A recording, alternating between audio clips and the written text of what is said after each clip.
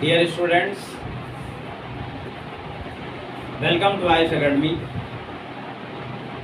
एक लंबे अंतराल के बाद मैं आपके पास उपस्थित हुआ हूँ। इसका जो प्रमुख कारण है वो बोर्ड के एग्जामिनेशंस हैं। बोर्ड के एग्जामिनेशंस के तहत मैं व्यस्त था और इसीलिए कुछ गैपिंग हो गई। Before telling something I have a notification for you. आप लोग कुछ बताने से पहले आप लोग के लिए मेरे पास एक नोटिफिकेशन है। आयुष अकेडमी आपके समक्ष कुछ नए कोर्सेस को संचालित करने जा रही है। आयुष अकेडमी में कॉम्पिटिटिव क्लासेस के साथ साथ एकेडमिक क्लासेस भी चलाई जाती रही हैं। विगत कई वर्षों से बीए इंग्लिश, एमए इंग्लिश की क्लासेस संचालित होती रही हैं, लेकिन न्यू सेशन से आपके लिए आयुष एकेडमी ने क्लास 9th, 10th यूपी और सीबीएसई बोर्ड की क्लासेस संचालित करने जा रही है। इसलिए इच्छुक विद्यार्थी जो आयुष एकेडमी में एडमिशन लेना चाहते हैं, बेहतर शिक्षा को प्राप्त करना चाहते हैं, उनका स्वागत है।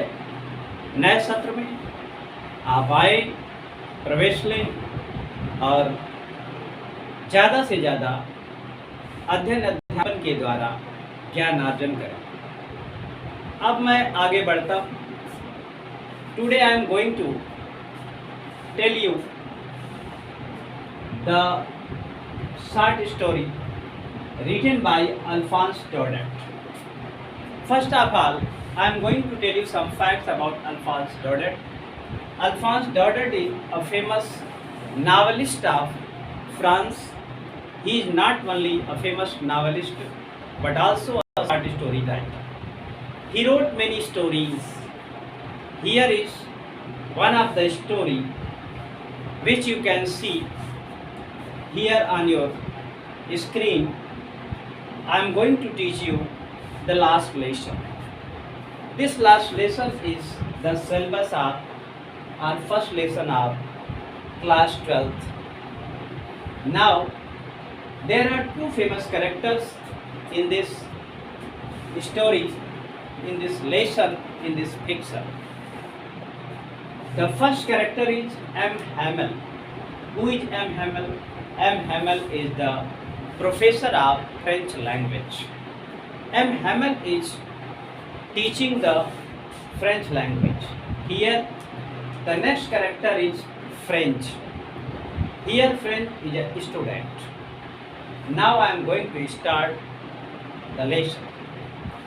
In this lesson, the last lesson, Mr. M. Hamel was teaching the French language and he is a famous professor of French language. Before telling something, I want to tell you when the war began between Prussia and French. जब Prussia और French के बीच युद्ध शुरू हुआ, in this war, Prussia defeated French. Prussia ने France को हराया. That is why the orders came from Berlin. Berlin से आदेश आया, in the place of French language, the German language should be taught in that school where or in which Mr. Hamel was teaching the French language. Here I am telling about a student named French. French is a student. French एक विद्यार्थी है. He was not an intelligent student, he was an average student. यहाँ French एक an average student है, वह एक brilliant minded student नहीं है. फ्रेंच जो है उसका मन स्टडी में नहीं लगता. Why is this? Because the atmosphere which was from the outside of the school campus, it was tempting him, it was attracting him. That is why French did not like to go to school. He was going to his school few and far between. वह कभी कभार school जाता है and he didn't like the lecture of Mr. Hamel. Mister हैमल के lecture को वह पसंद नहीं करता, उसकी मिस्टर हैमल में कोई रुचि नहीं थी. One day he was going to his school but he was not interesting for further study. That is why he was being late. In the place of going to his school, he wanted to go outside and see the natural beauty and hear the chirping of the birds. हैमल को ना attend करके वह बाहर के प्राकृतिक सुंदर सुंदर दृश्यों को देखना चाहता था और पक्षियों के चहचहाने को सुनना चाहता था. But suddenly an idea struck in his mind, so he went in the direction of his school. As soon as friend reached to a town hall, जैसे ही फ्रेंच टाउन हॉल के पास पहुंचता है, he saw there a big crowd was gathering. और जैसे ही वह town hall के पास जाता उसने एक बड़ी भीड़ देखी. This crowd was just beside the bulletin board. यह जो भीड़ थी वह बुलेटिन बोर्ड के पास थी. Do you know, students, what is bulletin board? Bulletin board is a type of notice board where there some information written, and those who were gathered there for attending the bulletin board, when Frank saw this, then he thought that all the bad news came from this bulletin board nearly 2 years. जैसे ही उसने देखा bulletin board के पास एक भीड़, तो French को लगा कि ये बुलेटिन बोर्ड हमेशा 2 वर्षों से कुछ न कुछ बैड न्यूज ही दिया है. Never it has given the good news except the bad news. French कहता है कि इस बुलेटिन बोर्ड ने जब भी हमें कोई समाचार दिया है तो बैड ही दिया है, इसने गुड न्यूज़ कभी दिया ही नहीं. Show he pass away from that place. वो उस स्थान से आगे बढ़ता है. When he stepped forward, then a carpenter who met with French and he commented on French. French, why are you going so fast? You will reach to the school one day, someday, or on time, in time. उसने कहा उस carpenter ने कि French तुम इतना जल्दी जल्दी क्यों जा रहे हो, स्कूल तुम पहुंच ही जाओगे आज नहीं तो कल, इसलिए धीरे धीरे जाओ. French ignored this. उसके कमेंट को उसने इग्नोर किया, वह आगे बढ़ता ही रहा. As soon as French reached to the gate of the school, जैसे ही जैसे ही फ्रेंच स्कूल के गेट के पास पहुंचा, he saw that there was that atmosphere appearing like Sunday morning. जैसे ही फ्रेंच स्कूल के गेट पर पहुंचता उसने देखा कि स्कूल का जो गेट का और स्कूल का जो वातावरण था, it was likely to the Sunday morning. यह संडे मॉर्निंग की तरह था. Means when it was the school day, then students are coming and going, some are shouting, some are quarreling. These things are presented there in the working day. But this day the school was appearing so silent and there was no hustle and bustle. What do you mean by hustle and bustle? Dear students, hustle and bustle means अफरा तफरी, आना जाना, चहलकदमी. इस तरह के वातावरण उस दिन नहीं थे. ऐसे लगता था मानो आज रविवार का दिन हो. The school was closed. When even French was being late, French देर हो रही थी फ्रेंच को. By fearing, he went there. When he peeped out through the window, जब उसे खिड़की से झांका, he saw that Mr. Hamel was wandering to and fro with an iron rod.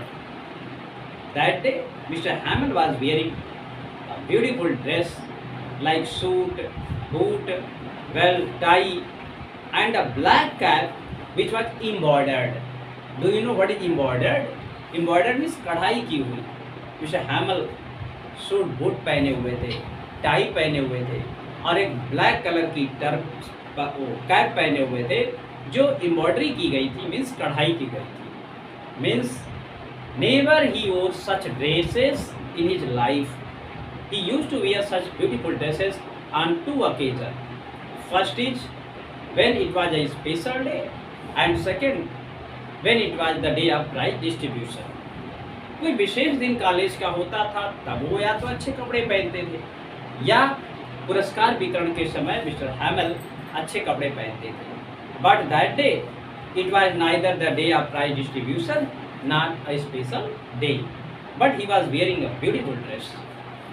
After that French went inside the room by fearing he saw that all the students were sitting silently on their places on the benches.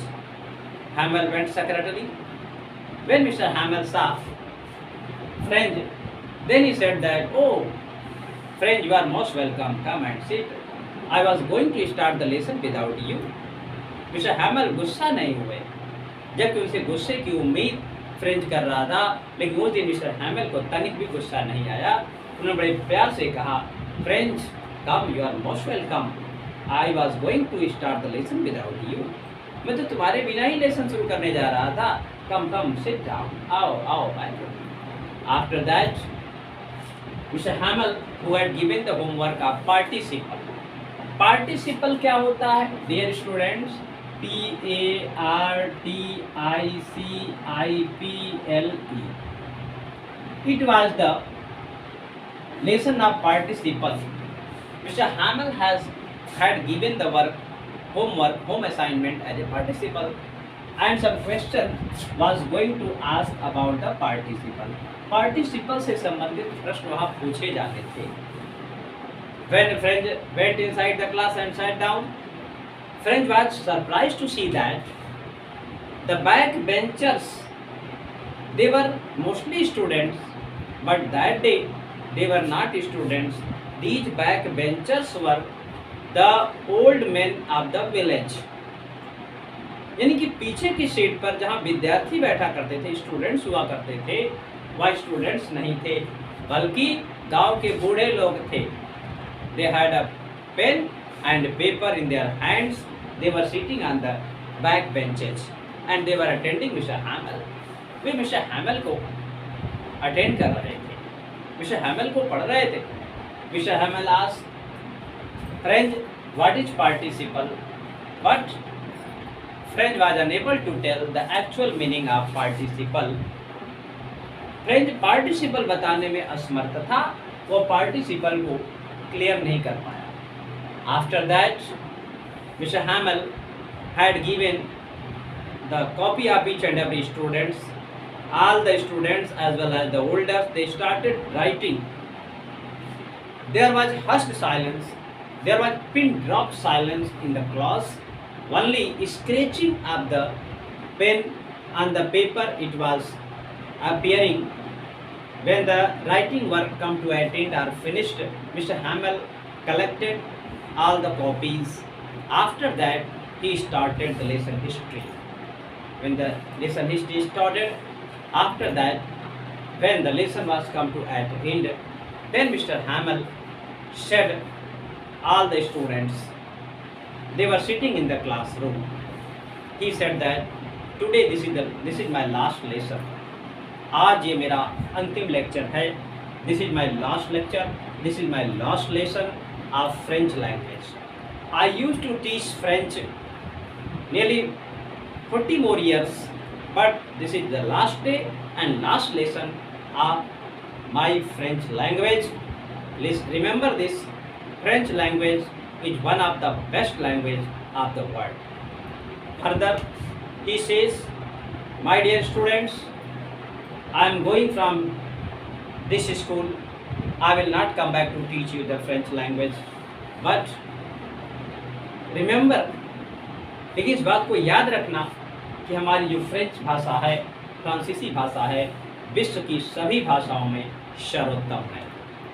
Tomorrow the newly appointed teacher will come to teach you the German language because the orders came from Berlin to teach here the German language from tomorrow onwards.